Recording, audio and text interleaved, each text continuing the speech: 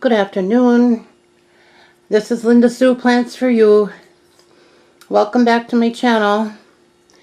This is going to be a pretty short video. I'm wanting to show you the Boston ferns that I have been overwintering in my laundry room. And I did an earlier video of these months back with my it also had a video connected to it of the birds, and I think a lot of people might have missed this, didn't click on it because the thumbnail was of the birds. So I'm gonna take this opportunity to shoot a quick video because I want you to see how they did in the house. They belong out on my front porch, and I'm going to be doing a before and after of my front area of my home and yard.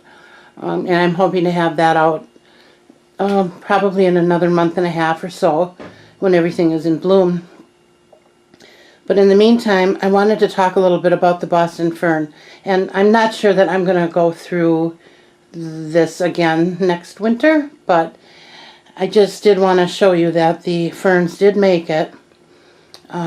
It's the first time that we overwintered them. Normally we just go to one of our big box stores and grab two in the spring. But my husband had suggested maybe we should try and keep them alive. Well, I ended up bringing, I believe it was whiteflies that I had in the house. And that's one of the reasons I never ever put my indoor plants outside, because I don't want to have to deal with the pests that come in along with them. Okay, so trying to keep this video short. This is, well, I have to mention my bench that my husband made many years ago. I wanted a place for the kids and then grandkids later on to put their mittens and their scarves and things. And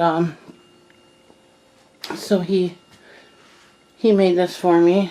It opens, and then we wanted it to look vintage, and I don't know if that shows up very well on there, but years ago they had what we called crackle paint, and that pretty much did the job. I think you might be able to see it.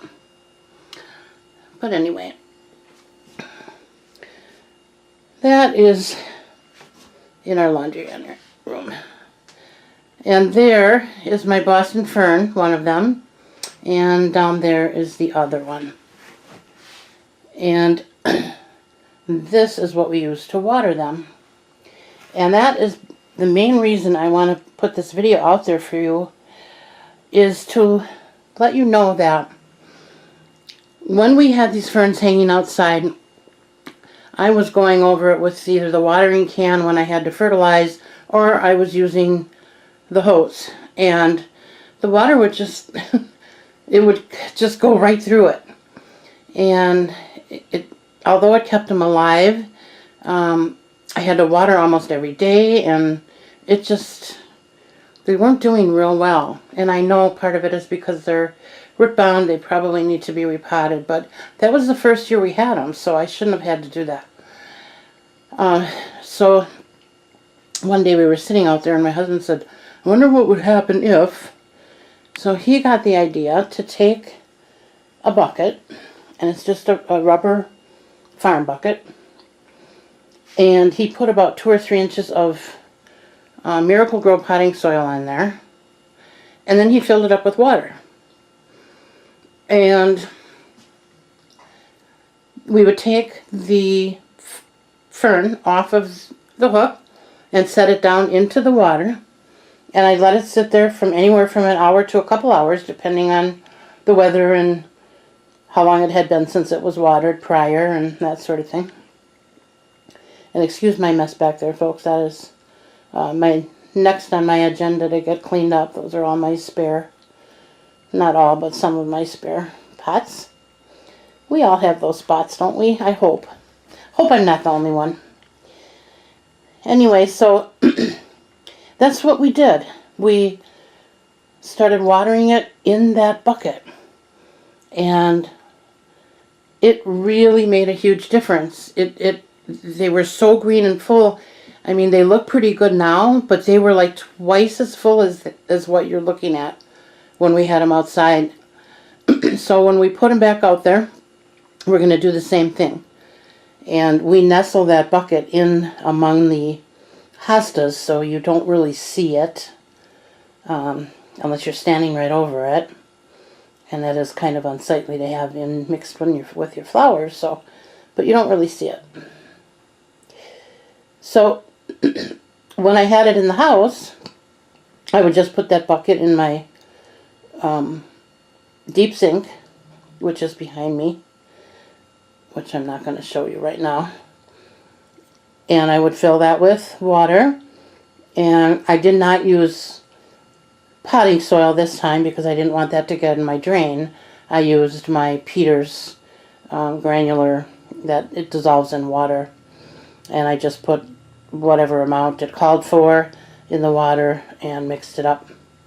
Stirred it up a bit, and then I set my plant down in there. And after I thought it had enough water, then I hung it up on a hook right above the sink and let the excess water drain out. And then we hung them back on here. And as you can see, we have kind of an ugly hook up there, but he wanted to make sure it was strong enough to hold the plant and to go into the stud, not just the drywall. So now I got that big red hook up in the ceiling, which we'll probably take back out, fill the hole.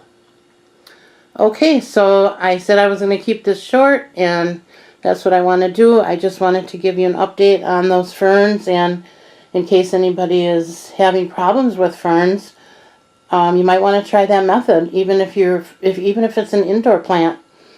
And again, just fill the bucket with water. You got to make sure that the water level goes above the soil level of the dirt in the pot that's in the pot with the plant, so that it gets all the way up in there. But a very very good method for keeping Boston ferns thriving for those of you that might be having problems. Okay, so that's it for today. I'm hoping to be back this weekend with another video for you, so stay tuned for that. And as always, I appreciate very much the comments that you make. If you have any questions, feel free to leave those in the comment section as well. And please hit the subscribe button, and if you like it, hit the thumbs up. And if you want to be notified when I do upload new videos, then hit the bell up in the upper right hand corner, and then that will let you know that I've got a new one. Alright, I hope you all are enjoying the sunshine today and having a good day. Thanks for watching. Bye now.